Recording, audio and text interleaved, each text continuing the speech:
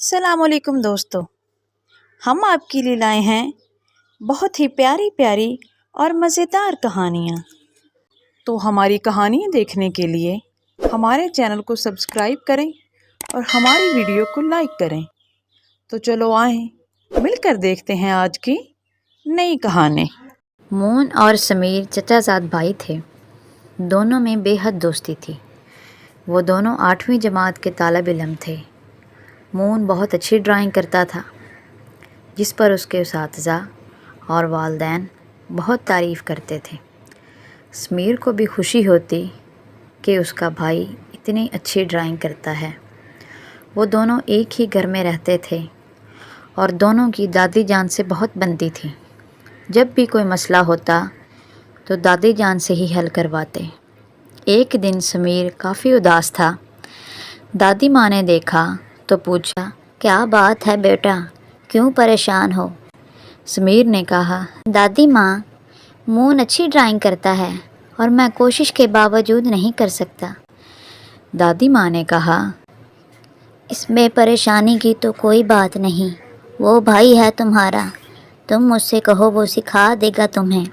سمیر بولا، دادی ماں کہا تھا وہ سکھاتا بھی ہے، پر میں نہیں کر پاتا، نہ جانے کیا ہے میرے ہاتھوں میں۔ وقت گزرتا گیا اور دونوں 9ویں جماعت میں پہنچ گئے۔ ایک دن اسکول کے ٹیچر نے کہا، بچوں، پرنسپل صاحب نے کہا ہے کہ شہر کے تمام بڑے اسکولوں کے مقابلے ہونے والے ہیں۔ سب بچوں کو کہیں کہانی لکھ کر لائیں، جس کی اچھی ہوگی اس کو منتخب کیا جائے گا۔ سمیر نے سوچا، فارغ ہوں، کیوں نہ کچھ لکھ ہی ڈالوں۔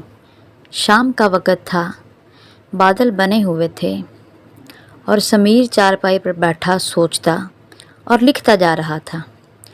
مون نے دیکھا تو اس بھائی کے پاس آیا اور پوچھا، کیا لکھ رہے ہو میرے بھائی؟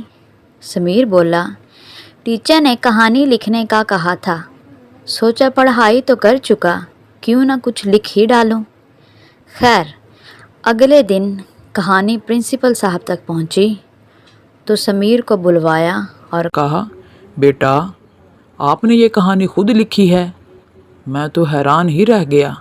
پورے اسکول میں ایسی کہانی کوئی نہ لکھ پایا۔